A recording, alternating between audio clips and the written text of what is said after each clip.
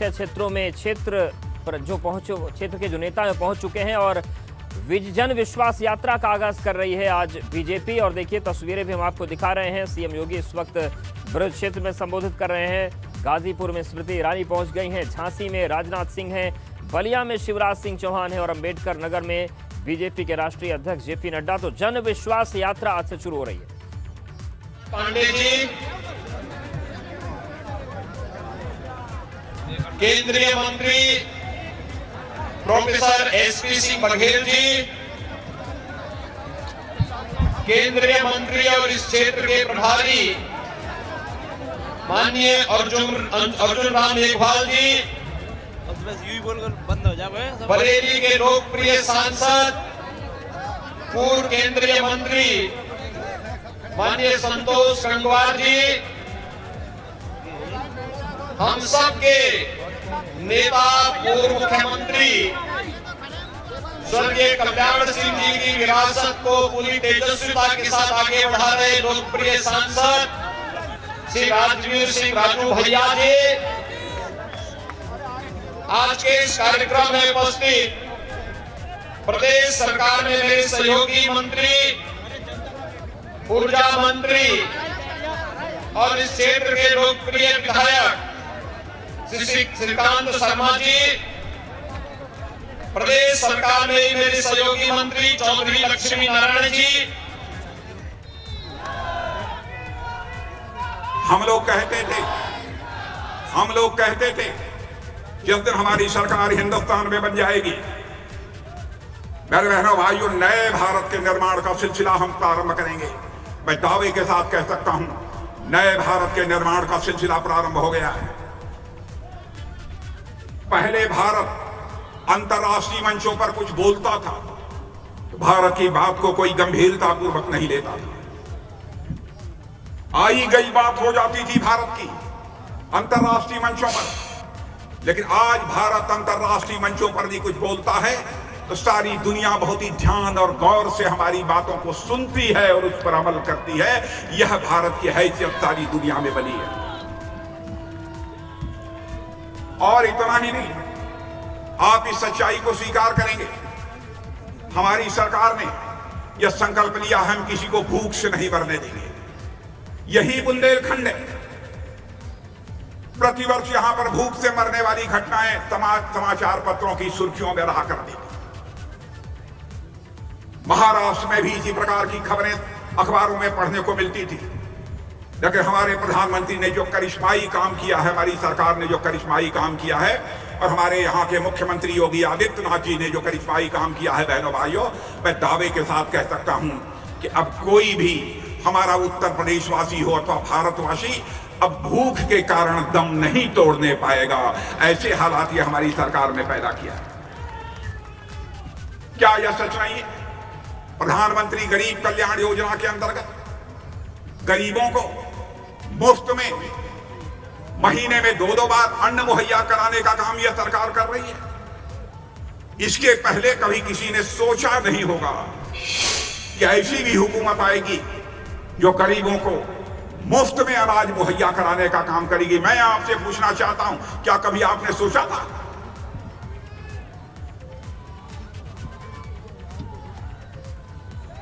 बुंदेलखंड में पानी का संकट है, क्या कभी किसी ने सोचा था कि बुंदेलखंड का यह पानी का संकट भी समाप्त हो जाएगा?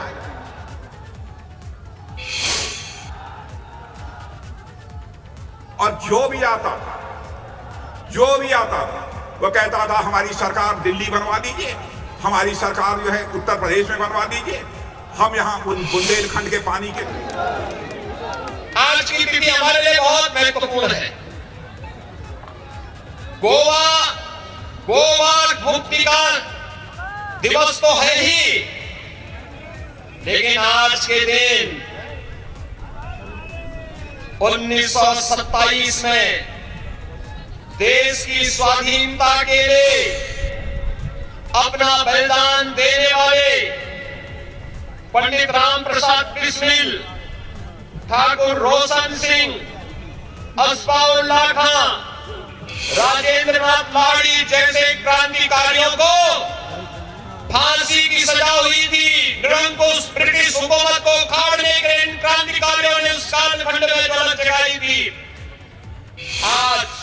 पूरा देश अपने महान क्रांतिकारियों का स्मरण कर रहा है, उन्हें बार बार स्मरण कर रहा है। और इसलिए आज जन विश्वास यात्रा केंद्र और प्रदेश सरकार की विकास की यात्रा को जन विश्वास में बदलने के लिए, जनता जनार्दन का आशीर्वाद प्राप्त करने के लिए एक बार फिर प्रदेश के 6 स्थानों से प्रारंभ हो रही है। और मैं सौभाग्य मानता हूं कि भगवान श्री कृष्ण की इस पावन धरती पर मुझे इस यात्रा का शुभारंभ करने का सौभाग्य प्राप्त हुआ है। भाइयों बहनों, मैं यहां पर मेरे लिए ये धरती से भी महत्वपूर्ण है, क्योंकि इस वर्ष के प्रारंभ में यहां पर हमारे दोनों मंत्री, यहां के विधायक, दोनों विधायक और यहां की माननीय सांसद, ब्रज तीर्थ विकास परिषद, यहां के प्रशासन, यहां के पूज्य संतों के आशीर्वाद से पहली बार भव्य वैष्णव कुंभ यमुना मैया के तट पर करने का सौभाग्य यहां प्राप्त हुआ था और उस आयोजन में मुझे जुड़ने का अवसर प्राप्त हुआ था। तब भी मैं यहां आया था और अभी पिछले दिनों भी मैं आया था। भैया बहनों, ये वही धरती है, याद करिए, ब्रज की ये धरती जहां का रज रज कण कण भगवान कृष्ण की लीला से भरी पड़ी है, राधे रानी की लीला से भरी पड़ी है। हमारे लिए तीर्थ है, पवित्र है भूमि। लेकिन पिछली सरकारों में क्या होता था, ये वही धरती है, कोसी कला का दंगा यहाँ का कोई व्यक्ति भूला नहीं होगा। कोसी कला में क्या होता था, जवाहर बाग में क्या होता था, पहले जवाहर बाग की घटना होती थी, कोसी कला का दंगा होता था। आपने देखा होगा भाइयों बहनों, आप याद करिए, पिछले 4.5 वर्ष के अंदर आज हमारी सरकार को 4.5 वर्ष भी पूरे हो रहे हैं और 4.5 वर्ष के दौरान प्रदेश के अंदर कोई दंगा भी नहीं हुआ, एक भी दंगा नहीं हुआ, कोई पलायन नहीं हुआ।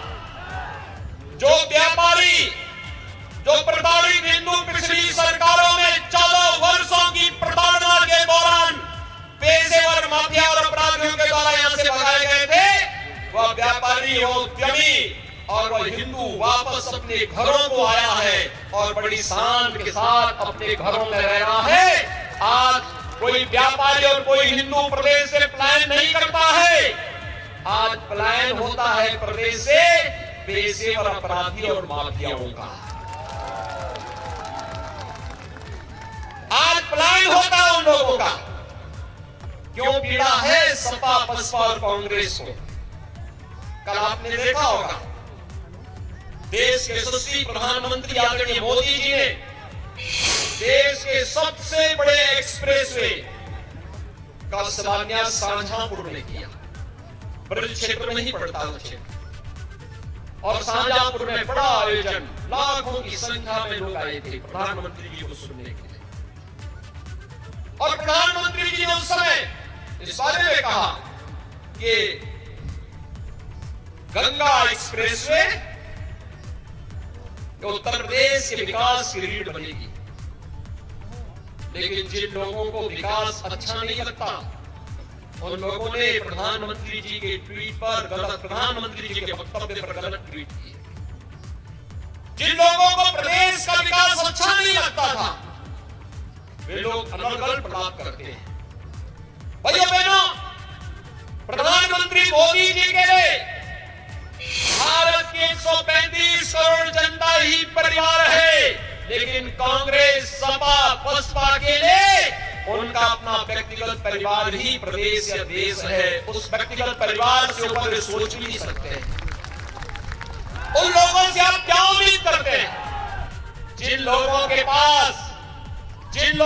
पास संकुचित दृष्टि है, वे विकास के इस मॉडल को नहीं स्वीकार कर सकते, विकास के इस मॉडल को कैसे सराहना कर सकते हैं। और यही तो कारण है कि जब डबल इंजन की सरकार विकास कराती है, उन लोगों को तब भी अच्छा नहीं लगा था जब मथुरा वृंदावन नगर निगम घोषित हुआ था।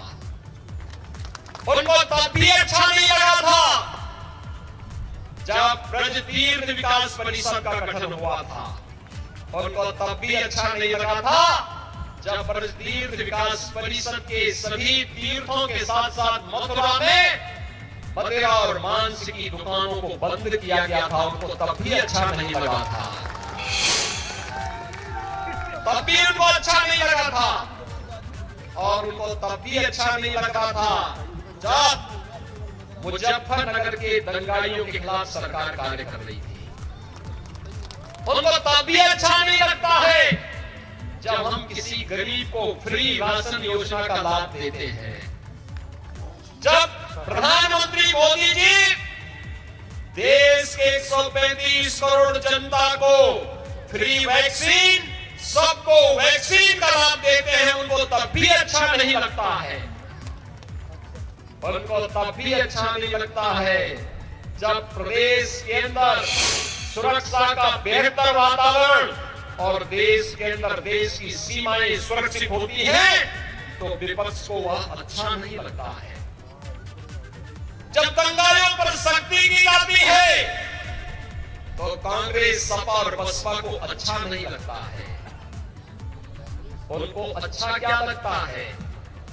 दंगाइयों को गले लगाना, आतंकवादियों को छोड़ना, गौ माता की हत्या और गौ माता के हत्यारों को तस्करी करने के लिए प्रेरित करना, गरीब के लिए आने वाली अन्य योजना पर डकैती डालना,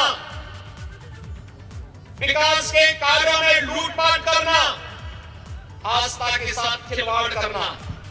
मैं पूछना चाहता हूं भाइयों बहनों, आपने आशीर्वाद दिया, ऐसा कौन कार्य है देश के अंदर जो भाजपा ने कहा हो और वह न किया हो? कौन ऐसा कार्य है?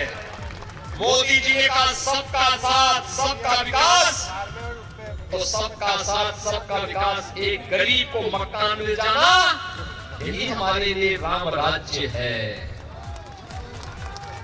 एक गरीब को विद्युत का निःशुल्क कनेक्शन मिल जाना, ये हमारे लिए राम राज्य है।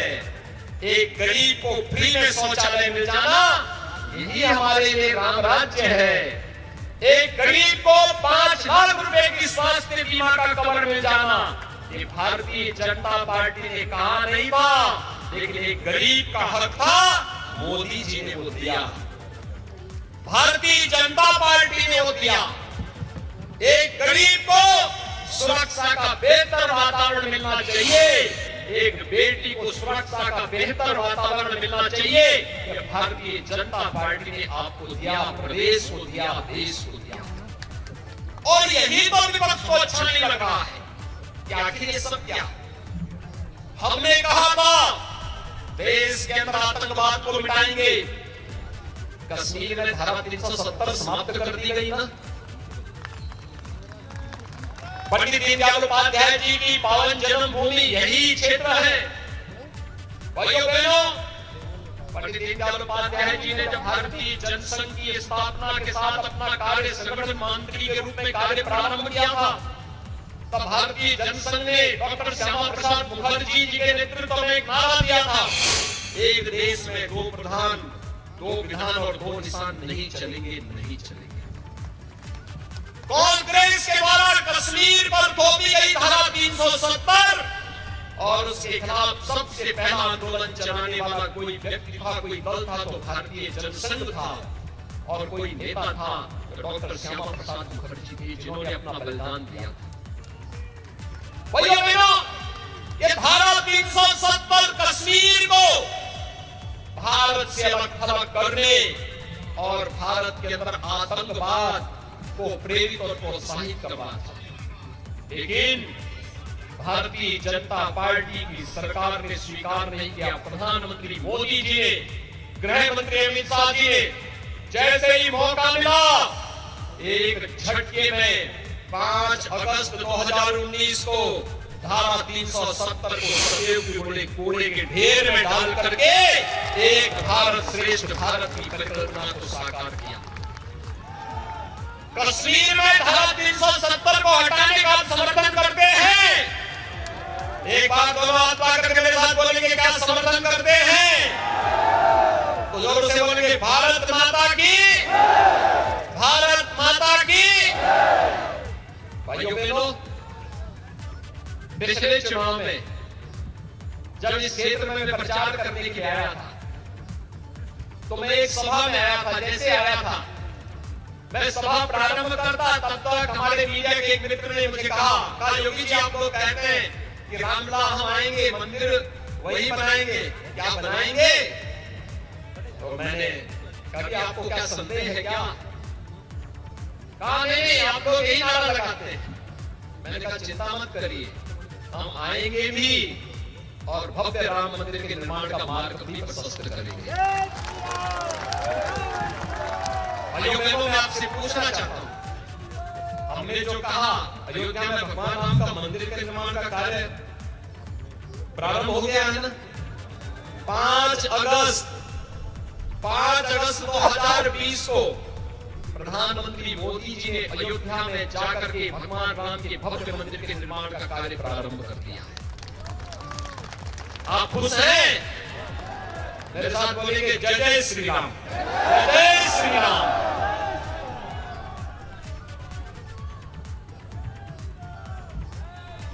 आप सोचिए, आज से 5000 वर्ष पहले इसी मथुरा में कंस के अत्याचार और अन्याय के खिलाफ जब भगवान आए थे, उससे पहले योग माया यहां से विंध्यवासिनी धाम में चली गई थी ना? योग माया का मंदिर है ना? देख लिया है ना? बहुत ध्यान से देखे हो ना? दर्शन किए हो ना? और योग माया का मंदिर मां विंध्यवासिनी धाम के रूप में है। मां विंध्यवासिनी धाम का मंदिर संकरी गलियों से होते जाता था। आज वहां पर भव्य धाम बन रहा है मां विंध्यवासिनी का। मिर्जापुर में आप कभी जाकर के देखेंगे, भव्य धाम बन रहा है, बहुत भव्य धाम बन रहा है। मां विंध्यवासिनी की, योग माया की। भाइयों बहनों, यही नहीं, आपने भी 13 दिसंबर को देखा होगा। 13 दिसंबर का कार्यक्रम याद है ना? काशी में पहले अयोध्या भी और मथुरा भी और काशी का नाम लेने से विपक्ष के लोग डरते थे, जाने में भी डरते थे। अब तो सब बोल रहे हैं कि हम भी चाहते थे ये करना, क्योंकि मुझे मालूम है आपकी ताकत। और नहीं तो पहले एक घोड़ लगी रहती थी टोपी पहनने की। पहले अयोध्या, मथुरा और काशी में कोई जाने की हिम्मत नहीं करता था। आज तो काशी में भगवान विश्वनाथ का भव्य धाम प्रधानमंत्री मोदी जी की परिकल्पना, उनके मार्गदर्शन, उनकी प्रेरणा से बन करके प्रधानमंत्री मोदी जी ने राष्ट्र को समर्पित किया और भव्य धाम भगवान शिव का, महादेव का बनाया। और महादेव की पूजा के बाद अगर किसी का सम्मान किया तो वह किसका किया? श्रमिकों का सम्मान किया। आपने देखा ना, ये क्या कभी किसी प्रधानमंत्री ने, इससे पहले कभी आपने देखा कि किसी प्रधानमंत्री ने श्रमिकों के ऊपर पुष्प वर्षा की हो? कभी देखा? कभी देखा? मोदी जी ने किया ना। मोदी जी देश के सबसे लोकप्रिय प्रधानमंत्री हैं ना। देश के अंदर और दुनिया के अंदर भारत का सम्मान बढ़ाया है ना। और श्रमिकों का सम्मान भी किस रूप में? अपने पास बिठा करके। पहले उन्हें बिठाया, प्रधानमंत्री जी खड़े रहे, श्रमिकों को कुर्सियों में बिठाया और फिर अपने हाथों से उन्हें पुष्प वर्षा की। क्या दृश्य था भाइयों बहनों, ये क्या दृश्य! स्वतंत्र भारत, यही तो भारत है जिसमें कभी प्रधानमंत्री मोदी जी प्रयागराज कुंभ में जाकर के स्वच्छता कर्मियों के पाद प्रक्षालन का काम करते हैं। किया ना? आपने वो दृश्य देखा? इससे पहले किसी प्रधानमंत्री ने किया? किसी प्रधानमंत्री को किसी स्वच्छता कर्मी का क्या अपने माँ बाप के पैर धोते हुए देखा है क्या? लेकिन प्रधानमंत्री मोदी जी ने तो वो कर दिया। स्वच्छता कर्मी उनका पाद प्रक्षालन कर रहे हैं, सम्मान दे रहे हैं, श्रमिकों को सम्मान दे रहे हैं। किसान सम्मान निधि पहले भी दी जा सकती थी ना? किसी ने दिया? किसने दिया? मोदी जी ने। किसने दिया? भाइयों बहनों, काशी विश्वनाथ धाम हम सब अपना सौभाग्य मानते हैं। इन सब कार्यक्रमों के साथ जनता के आशीर्वाद से हम सबको जुड़ने का अवसर प्राप्त हुआ और आनंद और अंतःकरण से आनंद की अनुभूति और ज्यादा होती है जब भगवान शिव के साथ श्रमिकों का सम्मान भी प्रधानमंत्री जी के हाथों से हम लोगों ने वहां पर देखा। यह अद्भुत क्षण था और उस अद्भुत क्षण का साक्षी पूरा देश और पूरी दुनिया बनी। मेरे साथ बोलेंगे हर हर महादेव। भाइयों बहनों, ये है नया भारत और इस नए भारत के साथ आपको जोड़ने के लिए ही, इस नए भारत के साथ जोड़ने के लिए उत्तर प्रदेश ने आजादी ली है। ये उत्तर प्रदेश अपने धाम का निर्माण भी करेगा और माफिया और गरीब और व्यापारियों की संपत्ति पर कब्जा करने वाले माफियाओं के सिर के ऊपर बुलडोजर चलाने का काम भी करेगा।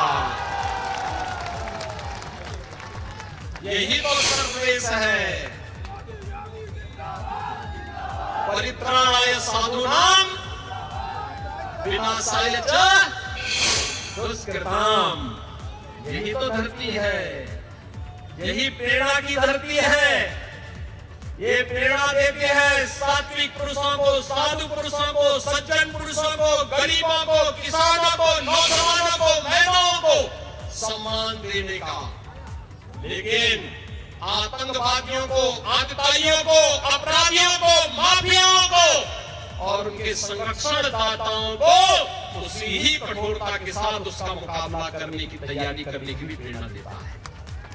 और मुझे लगता है हमारी पार्टी ने इसीलिए बड़े सोच समझ करके आज मुझे वृंदावन भेज दिया कि जन विश्वास यात्रा का शुभारंभ मैं मथुरा वृंदावन की धरती से ही करूं।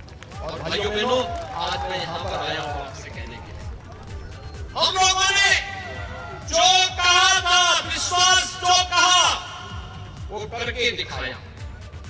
हमने भेदभाव किसी के साथ नहीं किया, विकास सबका।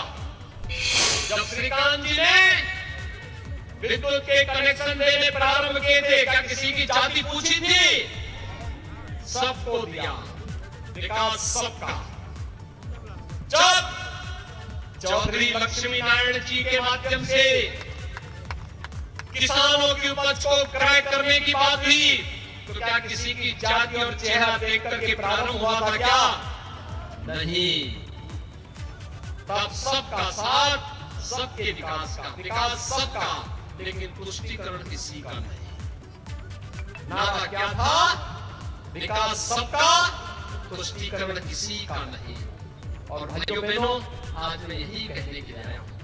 हमारी सरकार ने भी हाल ही में कहा, हम जितनी भी निराश्रित महिलाएं हैं, विधवा महिलाएं हैं, इनकी पेंशन की राशि को हमारी सरकार ने पहले कम लोगों को मिलता था, हमने 5 वर्ष में उसको दुगना किया और फिर अब ये कहा कि अब तक कोई 500 रुपए मिलती थी, अब इनको 1000 रुपया महीने पेंशन दिया करेंगे।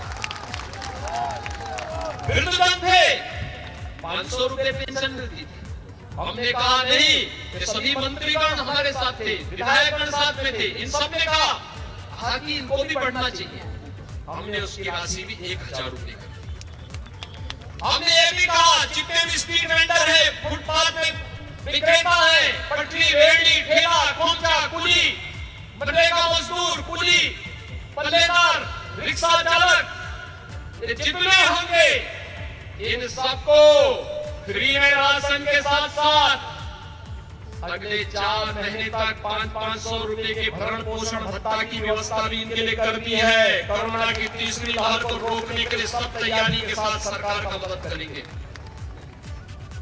भैया बहनों, में आया था कोरोना की दूसरी लहर में भी इसी मथुरा में आया था, और यहां पर जब मैं आया था मैंने यहां पर भी देखा था, अलीगढ़ में भी मैंने देखा था कितनी प्रतिबद्धता के साथ ग्राम प्रधान, क्षेत्र पंचायत समिति के सदस्य, पार्षद, मेयर, चेयरमैन, ये सभी लोग प्रदेश में कोरोना के खिलाफ लड़ाई में देश का सहयोग कर रहे थे।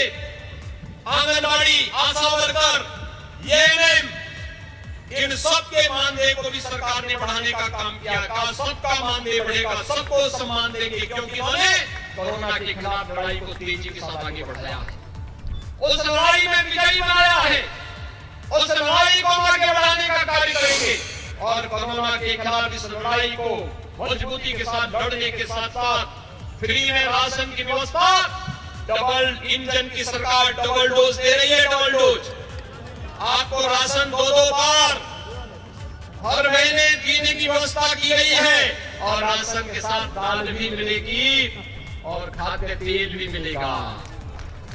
अंत्योदय कार्ड धारक को चीनी भी मिलेगी, और बाकी सभी लोगों को नमक भी उसके साथ उपलब्ध होने देने का कार्य किया जा रहा है। भैया बहन, सरकार की लोक कल्याणकारी योजना का कार्य क्या इससे पहले कौन खा जाता था ये राशन? प्रदेश वही, ये चेहरे वही। कल मैं देख रहा था इनकम टैक्स के छापे पड़ रहे थे, लेकिन समाजवादी पार्टी को पीड़ा हो रही थी। तो एक व्यक्ति से मैंने पूछा, मैंने कहा ये सब क्यों हो रहा है? तो मीडिया के उस पत्रकार ने कहा साहब आपको मालूम नहीं चोर की दाढ़ी में तिनका। मैंने कहा क्या मतलब? कहा कि 5 साल में किसी व्यक्ति की संपत्ति 200 गुना बढ़ जाएगी, क्या कोई इसके बारे में सोचता था क्या? लेकिन समाजवादी पार्टी की सरकार में सब देखने को मिलता था। भाइयों बहनों, आप सबसे मैं कहने के लिए आया हूं, आप मुझे बताइए, ये जो मथुरा, वृंदावन, बरसाना, गोकुल, बदेल आदि तीर्थ स्थल बनाए गए हैं, क्या ये सपा, बसपा या कांग्रेस कर पाती? क्या अयोध्या में राम मंदिर का निर्माण लोग कर पाते? क्या विंध्यवासिनी धाम का पुनरुद्धार लोग कर पाते? क्या गरीबों का राशन दे पाते? क्या कोरोना के खिलाफ लड़ाई ये लोग लड़ पाते? क्या पेशेवर अपराधी और माफियाओं के खिलाफ लड़ाई ये लोग लड़ पाते? जब ये लोग किसी लायक नहीं है तो इन लोगों को क्या सत्ता में वोट देना चाहिए? क्या दोनों हाथ पकड़ बोलेंगे, इशारा करेंगे, क्या देना चाहिए? आप भारतीय जनता पार्टी की जन विश्वास यात्रा के साथ साथ प्रधानमंत्री मोदी जी के नेतृत्व में चल रही इस लड़ाई में आप भी अग्रणी भूमिका के योद्धा के रूप में इस लड़ाई में मैदान में आएंगे हमारे साथ? क्या तैयार है? मजबूती के साथ दोनों हाथ पकड़ के मेरे साथ बोलेंगे, भारत माता की, भारत माता की, भारत माता की। जय जय श्री राम, जय जय श्री राम। वृंदावन बिहारी लाल की, वृंदावन बिहारी लाल की। तो ब्रज क्षेत्र में यात्रा